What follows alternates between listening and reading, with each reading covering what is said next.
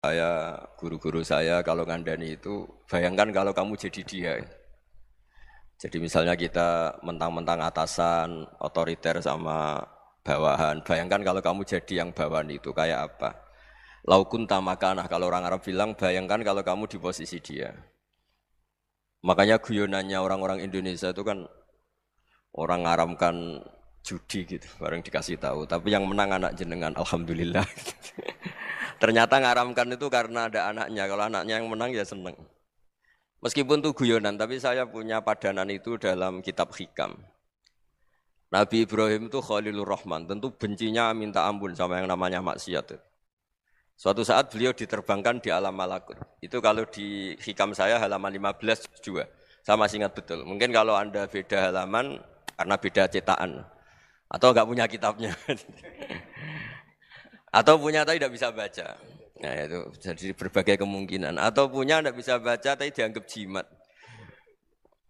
Atau digo pencitraan. Banyak itu kaji-kaji tidak bisa baca kitab tapi di ruang tamunya kitabnya besar-besar. Pencitraan itu. Tapi ya bagus lah, nggak apa-apa untuk syiar. Setelah diterbangkan di alam malakut, diperlihatkan sama Allah. Ada orang pezina, ada orang syaribul khomri, ada orang mabuk, ada orang macam-macam. Allah tanya sama Nabi Ibrahim, bagaimana pendapat kamu Ibrahim tentang mereka yang maksiat? Kata Nabi Ibrahim, ya Allah habisi saja mereka. Mereka hidup di bumi engkau, makan rezeki engkau, kemudian mereka tidak taat sama engkau. Singkat cerita di fase itu, saya ulang lagi di fase itu, Allah nurutin. Sampai sekian peristiwa, mungkin 3 atau 4. Sudah, setelah sekian tahun Nabi Ibrahim lupa peristiwa itu, kemudian beliau diminta menyembelih anaknya. Ini versi kitab Hikam. Memang versinya banyak tentang kenapa Nabi Ibrahim disuruh menyembelih anaknya. Ketika mau menyembelih anaknya, Nabi Ibrahim ragu. Huwa samratu fuadi. Anak saya ini buah hati saya, kenapa engkau suruh menyembelih? Terus kata Allah, apa kamu tidak ingat ketika kamu saya angkat di alam malakut, kemudian kamu usul bunuh-bunuh, saya tidak mempertimbangkan usul Anda, tapi kenapa sekarang saya merintahkan kamu mikir? Gitu. Terus, ya karena ini anak saya ya Allah. Terus kata Allah, rumang samu wong sumpukon mata ini gak gawean kau sing gawe kowe enak wae usul mata ini. Jadi sebenarnya saya yang bikin kemudian Anda enak aja usul membunuh. Semenjak itu Nabi Ibrahim itu di eranya itu asfaqun nas, orang paling sayang sama manusia. Karena kadang kita keras itu ya kebetulan itu udah anak kita, udah keluarga kita. Cara orang Jawa itu kan gitu ya, kalau ada perempuan terus macak yang macam-macam pakai sepeda motor cowok terus wah itu luput suwuk semoga-moga gini, tapi setelah dikasih tahu niku ponakane jenengan semoga-moga selamat. Jadi jangan-jangan kemarin ahli ma'asi itu kebetulan itu tidak keluarga kita. Kalau keluarga kita yang pernah salah pada kita, semangat kita mintakan maaf. Jangan-jangan kita didikte hukum sosial gitu. Jadi orang yang salah kebetulan itu orang yang menservis kita. Atau keluarga kita, atau orang dekat kita. Jangan-jangan semangat kita mintakan ampun. Tapi kalau sama orang lain, kebetulan musuh kita semangatnya minta itu kena adab. Nah ini yang enggak boleh dalam Islam. Islam mengajarkan niru Rasulullah SAW, Nabi itu rahmatal lil alamin. Bahkan kemarin saya ngaji virtual sama beberapa habaib, ada Habib Ali Al-Jufri dari Mesir, ya. Ada Habib Alwi dari Kuitang, ada Habib Nabil Al-Musawa. Dari sekian habaib itu saya masih ingat diantaranya yang didawuhkan rahmatan lil alamin itu ketika Nabi adahu kaumuh disakiti oleh kaumnya dan itu mereka masih kafir semua. Itu mereka dapat doanya Nabi Allah mahdi qaumi fa innahum la ya'lamun. Kayak apa baiknya Nabi, orang yang menyakiti, yang melukai, tapi Nabi masih berdoa Allah mahdi qaumi fa innahum la ya'lamun. Sayyidina Umar dapat doanya Nabi itu yakhina kana kafiran, ketika masih kafir didoakan. Allahumma a'izzal Islam bi Umar. Itu ketika masih kafir. Itu pelajaran bagi kita bahwa yang sedang tidak cocok pun itu berdapat doa kita. Ya doa supaya kondisi kita baik, hari tambah baik. Karena agama ini saya berkali-kali bilang limangka nayarjuwa hawal yaumal akhir. Agama ini diperuntukkan bagi yang selalu punya harapan pada Allah Subhanahu wa taala. Saya cerita muhasabah ini tentang hubungan kita dengan Allah. Di Indonesia itu banyak orang fasik, banyak orang nakal. Ya di mana-mana orang nakal itu ya mayoritas wa aksaruhum fasikun. Tapi berkahnya harapan Mungkin saiki nakal sok benda, mungkin saiki ra salat sok ben salat, mungkin sekarang belum sakhok, belum dermawan suatu saat dermawan. Barokahnya itu kefasikan ini dianggap sementara. Sedang fasik, sedang tidak benar. Karena kiai-kiai kita, para guru-guru kita, para habaib utamanya itu mesti bilang semoga husnul khotimah. Nah barokahnya doa itu, semoga husnul khotimah itu menjadikan satu pola sosial. Yang sedang fasik ini masih diharapkan jadi lebih baik, sehingga kita tidak ngambil sikap ekstrim, yang ingin menghabisi atau ingin mengadili, tidak. Karena selalu kita punya harapan. Dan agama ini limangkan erjuwo hawal yawm akhir. Bayangkan itu kalau yang nakal itu anak kamu. Pasti kamu nggak ingin kan langsung dapat azab, dapat apa. Padahal kita semua jadi tokoh ini abul kulli, bapak dari semuanya. Sehingga ketika Rasulullah SAW jalan-jalan kemudian melihat perempuan sedang menyalakan api. Kalau apinya mati ditiup, anaknya dijauhkan. Nanti kalau sudah jauh dari api, anaknya digendong lagi.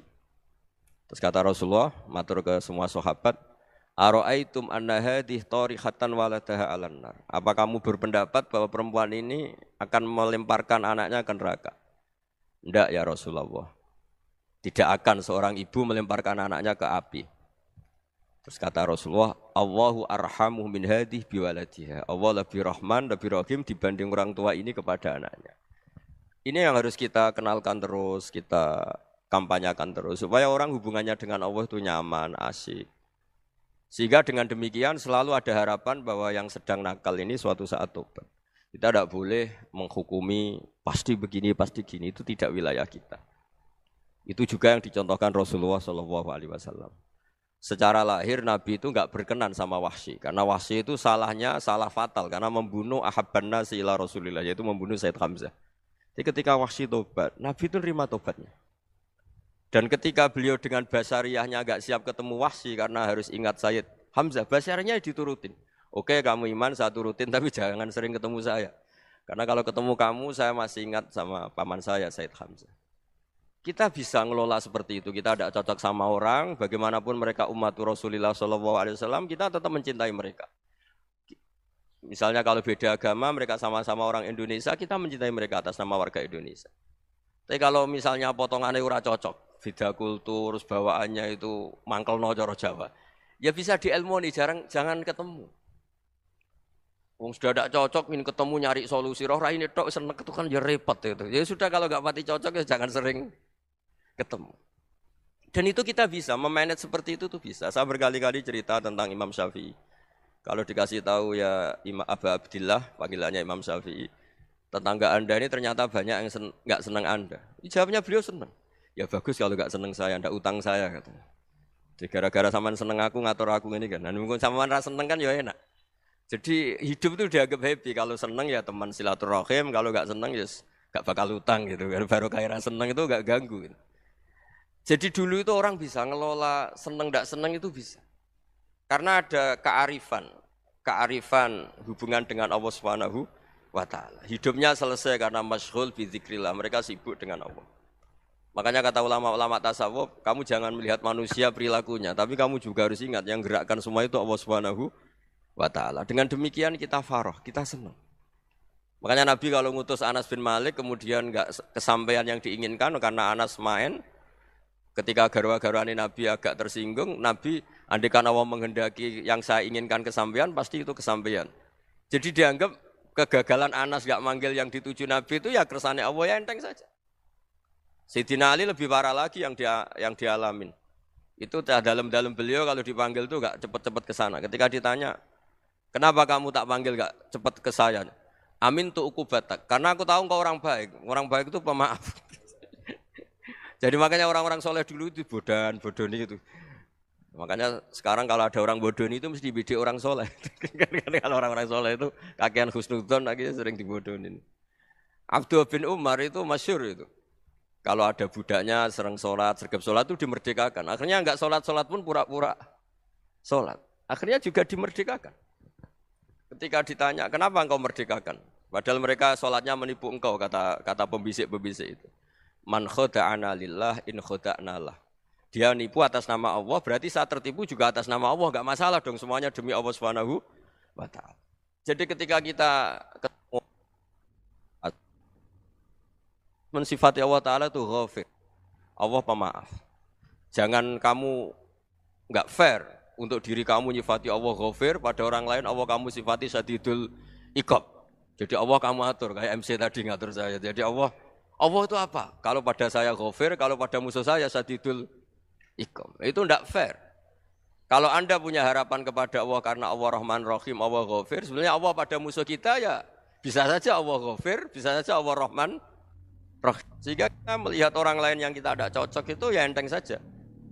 Itu min ummati Rasulillah sing tanaluhu syafa'atuh, tanaluhu sa'atu rahmati, tanaluhu fair. Jangan dengan kita kayak mesti dapat rahmat, jangan orang lain kayak Allah pasti syadidul iqab. Itu tidak boleh. Sehingga ketika ada orang Badui, singkat cerita orang Badui ini kencing di masjid, semua sahabat membentak dia. Yang enggak bentak hanya Nabi tok.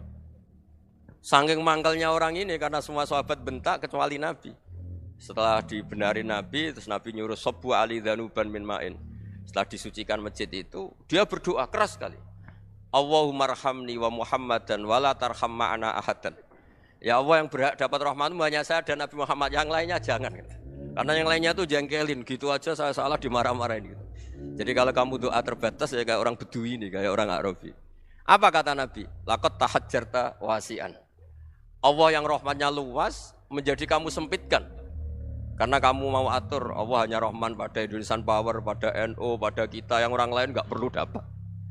Itu kan kasihan Islam, karena Islam terus enggak dimiliki semua orang.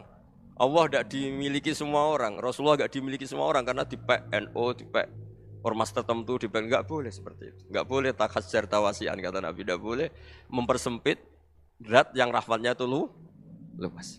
Ini semoga etika ini kita pakai di Indonesia. Yang sedang fase kita harapkan lebih baik. Yang sedang enggak dapat hidayah kita doakan dapat apa? Hidayah. Masyhur kan, makanya tadi saya mohon sama Habib Ali supaya Habib Ahmad supaya tetap mahalul qiyam, tabaruk sama Habib Ali. Di antara doa-doa di Simtuduror masyhur itu antuqabilal mudhniba minnah bil ghufran wal musi'ah bil ihsan. Jadi harapannya para habaib, para orang-orang baik dulu ya, semoga yang dosa itu dimaafkan, yang sedang salah dibuka, bikin lebih baik. Nabi itu tugasnya juga gitu. Wastaghfir li dzambika walil mu'minina wal mu'minat. Nabi itu tugasnya juga memintakan ampun yang sedang salah. Nah, ini cobalah jadi etika kita, muhasabah kita. Jadi muhasabah itu cara berpikir kita set, kita pikir ulang. Ternyata semangatnya seorang nabi itu wastaghfir li dzambika walil mu'minun. Semangatnya itu memintakan ampun. Orang ahli tafsir tahu semua kalau Nabi itu tidak mungkin dosa. Jadi itu khitabun Nabi wa urida bihi ummatu, itu khitab Nabi, tapi yang dimaksud itu umatnya, karena Nabi tidak akan mengalami dzambun, tidak akan mengalami dosa. Sekarang enggak, kadang-kadang kita ini kalau orang lain salah itu semangat. Kalau di perusahaan ada teman salah, apalagi pimpinan salah itu seneng. Barokahnya salah bisa ganti kan gitu. Jadi kalau mungkin di dunia tokoh juga gitu, barokahnya ada tokoh salah, kita yang jadi populer sendiri, tidak boleh seperti itu. Kita harus salimus sodri di jami'il muslimin. Jadi ini harus dilatih. Saya tadi matur sama Habib Ahmad, latihan kita jadi hidup. Nabi itu kalau resep jadi wali itu kata Nabi gampang. Kata Nabi, kalau kamu ingin disenangin Allah, ya sudah. Kalau kamu asbahta wa amseta gini-gini, perasaan kamu, kata Nabi, jangan punya perasaan ghil sama orang muslimin. Itu sudah wadzalika min sunnati. Makanya Nabi ngendikan la yablughni ahadun an ahadin syai'an. Ada yang baca la yuballighni ahadun an ahadin syai'an. Seseorang jangan melaporkan ke saya tentang salahnya yang lain. Fa inni akhruju ilaikum wa ana salimus sadri. Karena saya ingin ketemu sampean semua dalam keadaan salimus sadri, tidak punya perasaan apa-apa. Karena kalau nurutin pembisik, nurutin informasi itu ya repot, karena orang pasti sepihak. Ada kiai yang top, datang ke kampung-kampung ning desa-desa. Kata yang seneng itu punya akhlak. Wah itu bagus, orang besar datang ke kampung-kampung. Kata yang enggak seneng, wah itu jobnya kiai kecil kok diambil, itu kan ya kasihan itu kan sudut pandang. Makanya saya sering bilang, akal kita ini cukup untuk mentasdik Rasulullah SAW. Meskipun perasaan kita kadang orang Jawa itu beda. Saya berkali-kali bilang sama peneliti dari Jogja, kenapa sih Gus para nabi itu kok poligami istrinya banyak? Nabi Dawud katanya itu berapa? Nabi Sulaiman malah jumlahnya agak terbatas. Nabi Muhammad itu paling sedikit. Saya tanya gini, perempuan itu orang lemah. Jadi kalau nolong orang satu gimana baik? Kalau nolong orang dua ya lebih baik. Ya sudah kira-kira seperti itu. Paling tidak akal kita masih tahu kalau orang baik itu kan mesti baik. Nolong orang satu baik, nolong orang dua ya lebih baik, nolong orang tiga lebih baik. Tapi kalau kamu orang nggak baik, satu saja kamu terlantarin, kamu miskinkan, kamu ya tinggal diukur kan. Kalau orang baik nambah baik, tapi kalau orang buruk tambah buruk. Nah itu akal. Akal kita bisa menganalisis kenapa sih nikah itu ada yang poligami, ada yang enggak. Ya sudah, ukur saja diri kamu. Misalnya kayak saya elek keriting, rabi terus, memperbanyak wong elek. Orang perilaku tok raine dadi elek kabeh. Gitu. Tapi nak kowe ku ganteng, alim, ganteng, sugih, anake ganteng-ganteng, berhubung kowe saleh ahli swarga kabeh, mertua yo bangga karena karir kamu meyakinkan. Ini mertua kamu aja enggak bangga mau nambah. Ipar enggak bangga, mertua enggak bangga, desa kamu yang kamu wayai juga beda dengan Nabi ketika nikah Juwairiyah itu enggak ada pernikahan sebarokah Nabi dengan Juwairiyah itu Azharu Rasulillah. Di situ habis perang banyak tawanan gara-gara jadi besanya Nabi langsung dibebaskan semua karena Azharu Rasulillah. Sekarang besanya Kanjeng Nabi. Dulu Abu Sufyan mangkelnya bukan main sama Nabi. Gara-gara putrinya dinikah terus langsung jadi. Kalau kamu kan enggak, nikah satu, nikah lagi. Satu kampung musuhi kamu. Karena istri pertama ya cemburu, yang kedua agak bangga. Wah itu selesai itu. Di dunia wal akhirah. Maksud saya, nganalisis Islam itu harus pakai akal. Dan akal yang dipakai, ini saya bawa ke kitab Ihya, adalah pikiran-pikiran para ulama. Makanya ketika Imam Ghazali ketika ditanya, fakaifa bi muslimin fasikin asawwaha fi jami'i amri. Kalau kayak ketemu orang fasik, orang Islam tapi fasik, perilakunya enggak ada yang benar. Kata Imam Ghazali jawabnya lucu, aneh. Ma min muslimin illa wa islamuhu ta'ah. Tidak ada orang Islam kecuali dia mau Islam, membenarkan Allah dan Rasul itu sudah taatnya dia. Kok kamu tidak bisa melihat taatnya dia? Dia pikirannya kan ini pemabuk, ini tukang apa. Tapi kata Imam Ghazali, sebenarnya kamu masih bisa berpikir positif. Ma min muslimin illa wa islamuhu ta'ah. Tidak ada seseorang Islam ketika dia milih Islam itu pasti ada taatnya, yaitu tasdik pada Allah dan tasdik kepada Rasulullah SAW. Jadi dengan pola seperti itu, maka di antara guru-guru kita yang modern ya di era Mbah Maimun, di sini ada Habib Ahmad. Habib Salim syair yang sering dibaca beliau adalah ada orang munajat sama Allah, ini cerita munajat. Itu orang itu ngendikan gini. Ana mutnibun, ana mukhtiun, ana asi.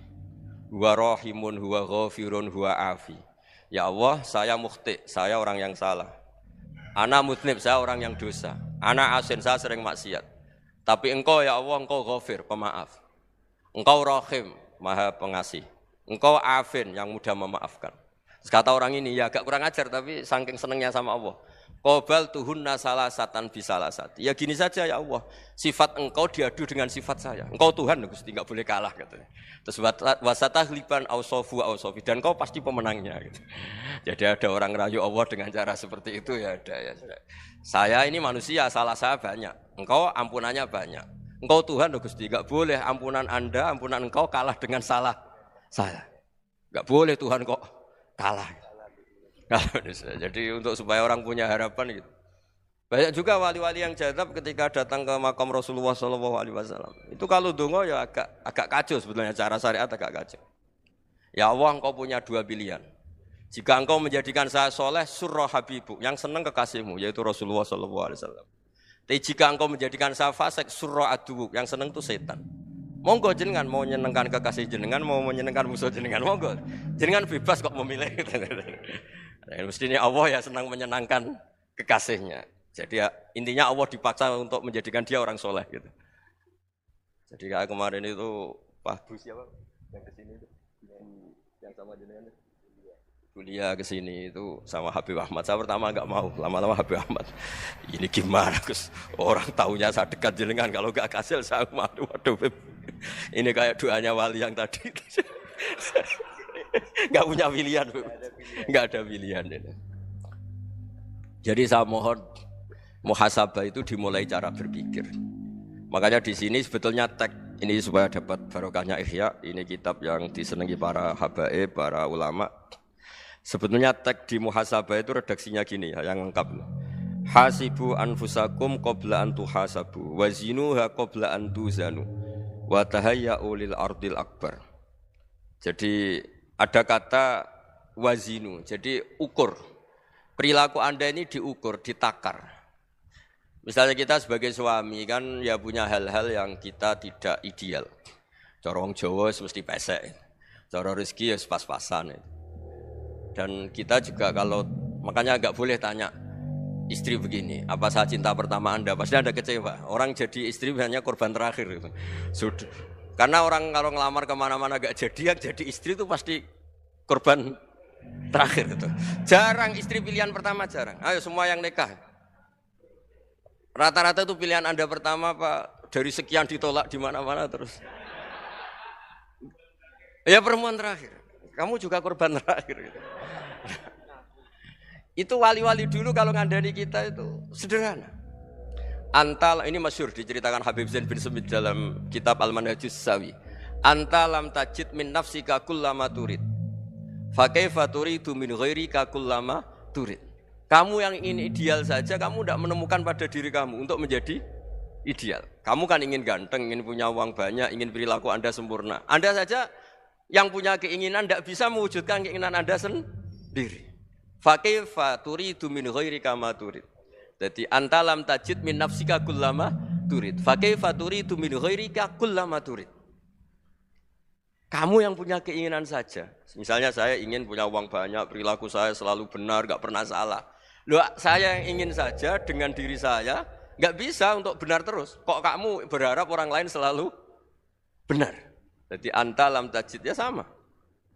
Kalau kamu menuntut istri kamu itu ramah, neriman, apa kamu neriman sama wajah istri Anda gitu? Engko yo polah ning dindi jajaki sana jajaki sini kamu sendiri ndak kona apa. Jadi itu nasihat yang luar biasa. Anta lam tajid min nafsika kullama turid, fa kaifa turidu min ghairika kullama turid. Kamu mau menghormati semua orang, enggak mau kan? Kemudian Anda berharap semua orang menghormati kamu. Kamu enggak ingin kan orang lain semua menghujat kamu. Sementara kamu enak aja menghujat orang lain. Makanya Rasulullah SAW itu luar biasa ketika bikin kaidah sosial.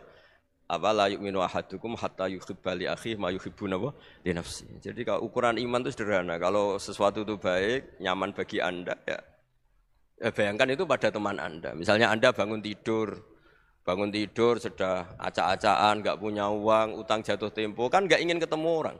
Ya kamu jangan bertamu ke jenis ini karena dengan kamu yang alami juga enggak siap ketemu orang. Makanya ada Habib Alim itu dilapuri sama seseorang. Beb, dulu teman saya itu ketika saya kaya itu sering main ke saya. Setelah saya miskin, mereka tidak main ke saya. Kata Habib itu bagus, sunnah Allah begitu itu bagus. Coba kalau kamu dulu kaya, teman kamu main kan kamu gaya. Di rumah ada makanan, bisa hormat tamu. Setelah kamu miskin jadi buruh manol di pasar atau buruh bikin boto, teman kamu datang, malu enggak kamu? Mendingan enggak datang gitu. Akhirnya baru, oh ya alhamdulillah kalau gitu. Loh ya kan dulu teman kita datang, kita ada Alphard, istri cantik, rumah bagus. Lah kita miskin, buruhnya orang pas dibentak-bentak, teman kamu udah datang. Milih datang kamu enggak kalau setelah kamu jatuh? Enggak kan? Jadi barokahnya ilmu itu terus. Ya, tapi kadang-kadang orang, wah setelah saya miskin teman-teman enggak kasih ke sini. Ya kalau kamu sudah jatuh, teman-teman kamu ke situ jadi tontonan. Ya mulai sekarang cara berpikir itu dirubah. Dulu yang namanya kiai itu kalau diundang orang itu ya agak-agak senang. Semenjak saya itu agak rubah. Mengundang kiai, ngatur kiai itu tak haram-haramkan ya ada lumayan lah sekarang itu sudah mulai agak beretika. Dulu itu ngundang tuh tanggalnya ditentukan, jamnya ditentukan. Enggak mikir apa kiai saat itu nganggur, enggak. Punya wadifah, enggak. Dia milih tanggal yang dia nganggur, enggak mikir pas itu kiainya nganggur apa, enggak. Ya saya hanya cerita aja, kamu tersinggung ya monggo, boten nggih monggo itu kan. Jadi saya mohonlah supaya tadi saya juga matur ke Habib Ahmad. Jadi untuk orang merasa ikut sunnah Rasul itu gampang sekali kata Sayyid Muhammad. Dulu Nabi berpakaian ala daerahnya. Kalau mikot ya pakai mikotu baladi. Karena Nabi orang Madinah dan beliau berdomisili di Madinah ya misalnya mikotnya dari Bir Ali misalnya. Tapi kalau Anda orang kawasan Tanim mau umrah ya dari Tanim. Misalnya kawasan Jirona ya dari Jirona. Artinya apa? Kamu ngambil mikot karena Nabi mikot misalnya dari Bir Ali. Bukan berarti kamu harus seperti Nabi di Bir Ali, kamu orang Mekah, misalnya kamu orang Tanim, orang dia harus dari Mikotu apa? Baladi. Sama, makanya di fikih-fikih itu kalau teknik anak, Nabi orang Arab, halawiyatnya kurma ya kurma. Kalau orang Jawa sedegan, semua podo-podo. Ya, podo-podo manis. Jadi ini tabaruk sama Sayyid Muhammad, ini ada murid beliau, Habib Ahmad, saya baca. Supaya orang itu merasa ikut Nabi itu gampang sekali. Ini saya baca ya di halaman tadi, disaksikan Habib Ahmad 433 di kitab apa begini? Manhajus Salaf fi Fahmin Nusus. Itu kata Sayyid Muhammad, wa kanat sunnatu Rasulillah annahu yat'amu ma yajiduhu fi ardi wa yalbasu ma yajidu wa yarkabu ma yajidu mimma abahu wa ta'ala. Faman istamala ma yajiduhu fi ardi fa huwa al-muttabi' lis-sunnah. Kama annahu hajjal baita min madinati. Faman hajjal baita min madinati nafsihi fa huwa al-muttabi' lis-sunnah wa illam takun hadhil madinatu tilka. Jadi intinya misalnya Nabi dulu itu ngasih sedekah kepada fakir miskin ya pakai dinar, dirham.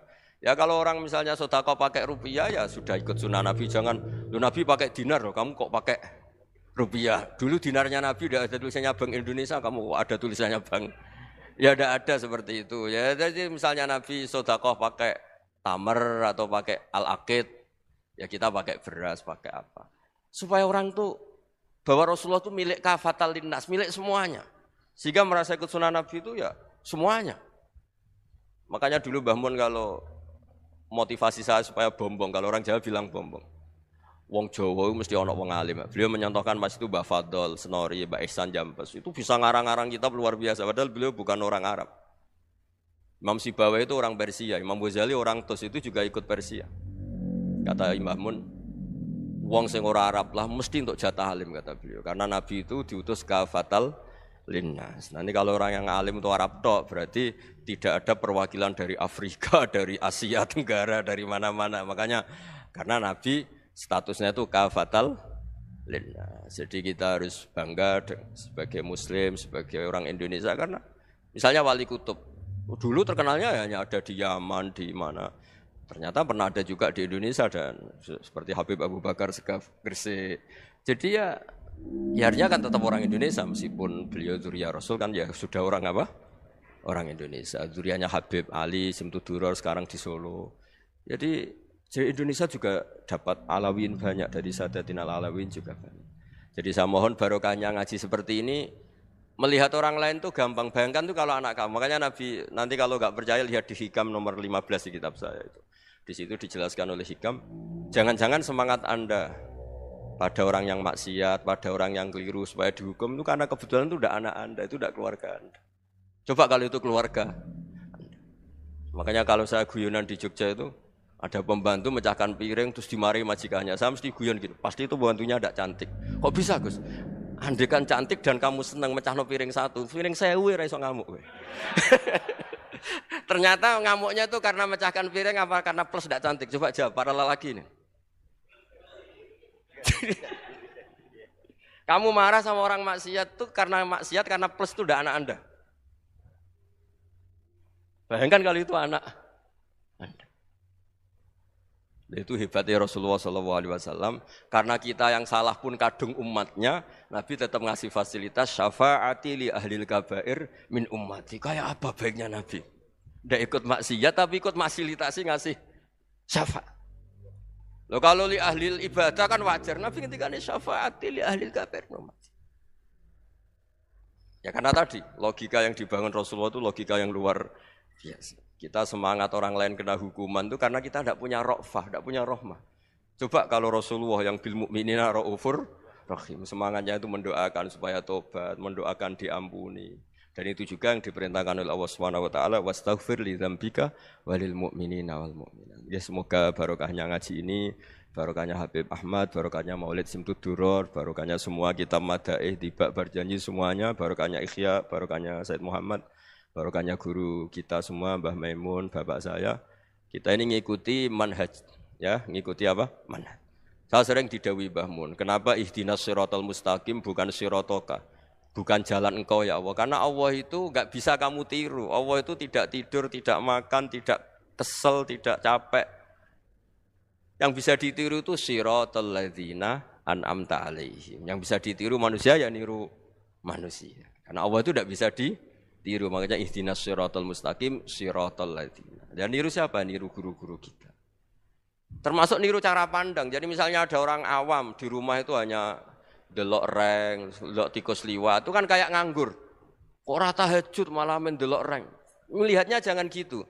Huwa tarokal ma'asiyah. Dia di rumahnya tidak dugem, tidak kemana-mana. Dia berarti malam itu tarkul ma'asi. Tidak nyopet, tidak garong, tidak ke tempat maksiat. Susahnya apa sih husnudzon? Jadi jangan lihat huwa tarkut tahajud, huwa tarokat tahajud, wa taroka qiyamal lail. Oke ya, namanya orang begitu ya tidak tahajud, tidak qiyamul lail. Tapi susahnya apa sih kamu bilang huwa tarokal ma'asiyah? Dia juga meninggalkan maksiat. Dan tarkul maksiat itu ibadah. Supaya orang tuh gampang lah husnudzon sama orang muslim. Ini orang mukmin, orang yang luar biasa. Di mata Allah itu orang yang luar biasa. Kayak tadi Imam Ghazali, kalau saya ketemu orang muslim kemudian dia tidak pernah baik, gimana? Kata Imam Ghazali, ma min muslimin illa wa islamuhu ta'ah. Tidak ada orang Islam ketika dia mentasdihkan Allah dan Rasulullah, berarti dia juga punya taat. Ya ini latihan saja, sing iso nglakoni Habib Ahmad kula namung cerita mawon. Kula cerita secara akademik, saya punya kitab, saya baca dan alhamdulillah kita paham barokahnya para guru dan supaya terbiasalah. Sebaik-baiknya ibadah husnudzon billah wa husnudzon bil mu'minin. Soal tidak cocok ya diilmoni tadi ya, namanya enggak cocok ya jangan sering ketemu. Seperti Rasulullah SAW, beliau karena sangat mencintai Said Hamzah, ketemu orang yang pernah begitu sama Said Hamzah, ya beliau secara basyariah tidak siap. Tapi beliau secara cara bahasa sekarang, secara profesional, kalau beliau seorang nabi dan harus menerima tobatnya siapapun ya diterima. Saya meskipun dengan A, B gak cocok karena dia begini-begini sama saya, tapi saya ingat dia sholat, dia baca sholawat, dia mencintai Rasulullah. Ya kita hormat. Ya soal gak cocok ya di manage tadi ya. Zuruhiban tasdid huban, kalau gak pati cocok ya jangan sering ketemu bawaannya enak nanti. Ya semuanya itu diilmoni lah. Makanya ngendikane Ma'ruf Al-Qurhi ada yang baca Al-Kharki, mangqala fil yaumi salasa marrat aw marham ummata Muhammad kutiba minal abdal. Karena semangat mencintai siapapun satu hari sering baca marham ummata Muhammad, wa ma aslih ummata Muhammad, wa ma tajawaz an ummati Muhammad. Itu mesti kutiba minal abdal. Dia pasti termasuk wali abdal. Maksudnya semangat mencintai. Ya dilatih lah. Misalnya Indonesia Power atau PLN, andai kan tidak ada PLN itu kayak apa? Orang nggak bisa ngaji, tidak bisa aktivitas, ya barokahnya ada PLN, barokahnya jasanya. Kita sadar, tidak semua kebaikan kita ini memenuhi keinginan orang banyak. Gitu. Orang banyak ingin listrik, ingin saluran apa, dan itu kadang yang mewujudkan orang lain atau kelompok lain.